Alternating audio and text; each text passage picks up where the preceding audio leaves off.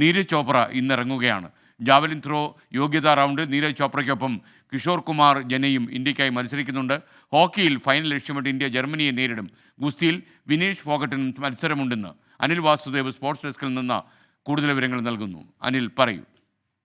Good morning SKN. ഇന്ത്യയുടെ ഏറ്റവും വലിയ പ്രതീക്ഷയാണ് പാരീസിൽ നീരജ് ചോപ്ര. 124 വർഷത്തെ ഒളിമ്പിക്സ് ചരിത്രത്തിൽ, അത്ലറ്റിക്സ് ചരിത്രത്തിൽ ഇന്ത്യക്ക് ആദ്യമായി സ്വർണ്ണ മെഡൽ നേടിത്തന്ന താരമാണ് നീരജ് ചോപ്ര. കഴിഞ്ഞ ടോക്കിയോ ഒളിമ്പിക്സിൽ ആ നേട്ടം ആവർത്തിക്കാനാണ് നീരജ് ചോപ്ര ഇറങ്ങുന്നത്. അതിലേക്കുള്ള വഴിയൊരുക്കുന്നതിൻ്റെ ഭാഗമായി ഇന്ന് യോഗ്യതാ റൗണ്ടിൽ മത്സരിക്കും. 3:20 യോഗ്യതാ റൗണ്ടിൽ നീരജിൻ്റെ മത്സരം തുടങ്ങുക.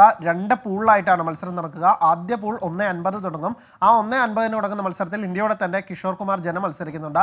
അതിന് പിന്നാലെയാണ് 3:20 തുടങ്ങുന്ന പൂൾ ബി മത്സരത്തിലായിരിക്കും നീരജ് ചോപ്ര മത്സരിക്കുന്നുണ്ടാവുക. നീരജ് എളുപ്പം തന്നെ ഫൈനലിലേക്ക് മുന്നേറുമെന്നാണ് നമ്മൾ പ്രതീക്ഷിക്കുന്നത്. കാരണം അദ്ദേഹത്തിൻ്റെ സമീപകാല പ്രകടനങ്ങളൊക്കെ തന്നെ അത്തരത്തിൽ ഏറ്റവും മികച്ചത് തന്നെയായിരുന്നു. അദ്ദേഹത്തിന് കരുത്തുറ്റ എതിരാളികളുണ്ട്. പക്ഷേ ഇത്തവണയും നീരജിന് സ്വർണ്ണ നിലത്താർ ആവുമെന്ന് നമ്മൾ പ്രതീക്ഷിക്കുന്നു. അതോടൊപ്പം തന്നെ നമ്മളിന്ന് ഏറ്റവും പ്രതീക്ഷ വയ്ക്കുന്ന ഇനം ഹോക്കിയാണ്. ഹോക്കി സെമി ഫൈനൽ ഇന്ത്യ ജർമ്മനിയെ നേരിടുന്നുണ്ട്.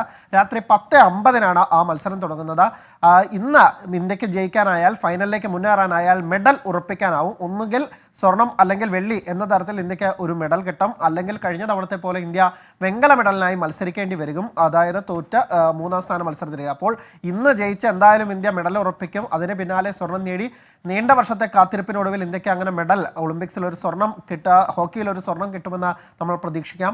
1980 ഇതിന് അവസാനമായി ഇന്ത്യ ഫൈനൽ കളിച്ചത്, ഹോക്കിയുടെ ഫൈനൽ കളിച്ചത്. അപ്പോൾ വീണ്ടും ഒരു ഫൈനൽ തന്നെ പ്രതീക്ഷിക്കുന്നു. ഒപ്പം തന്നെ ഗുസ്തിയിൽ വിനേഷ് ഫോഗട്ടിന് ഇന്ന് മത്സരമുണ്ട്. നമുക്ക് സമീപകാലത്ത് അറിയാം, ഗുസ്തിക്കാരുടെ സമരത്തിലൊക്കെ മുൻനിരയിലുണ്ടായിരുന്ന ഒരാളാണ് വിനേഷ് ഫോഗട്ട്. അപ്പോൾ വിനേഷ് ഫോഗട്ടിനും വ്യക്തിപരമായും ഈ മത്സരം വളരെ പ്രാധാന്യപ്പെട്ടതാണ്. തൻ്റെ മുന്നിൽ സംശയങ്ങൾ ഉയർത്തിയവർക്കൊക്കെ തന്നെ, അല്ലെങ്കിൽ പെൺകുട്ടികളെ, ഒളിമ്പ്യന്മാരെയൊക്കെ തള്ളിപ്പറഞ്ഞ ആളുകൾക്ക് മുന്നിൽ മറുപടി കൊടുക്കാനുള്ള ഒരു വേദി കൂടിയാണ് വിനേഷ് ഫോഗട്ടിന്. എന്തായാലും ഇന്ത്യ അങ്ങനെ മെഡൽ പ്രതീക്ഷയോടുകൂടി ഇറങ്ങുകയാണ്. നിലവിൽ ഇന്ത്യക്ക് 3 മെഡൽ മാത്രമാണുള്ളത്. ഇന്നലെ ലക്ഷ്യസെൻ അടക്കം പടിക്കൽ വീണുപോയി. പക്ഷേ ഇന്ത്യ എന്തായാലും വരും മത്സരങ്ങളിൽ മികവ് തെളിയിച്ച് കൂടുതൽ മെഡൽ നേട്ടങ്ങളിലേക്ക് എത്തുമെന്ന് നമുക്ക് പ്രതീക്ഷിക്കാം. SKN.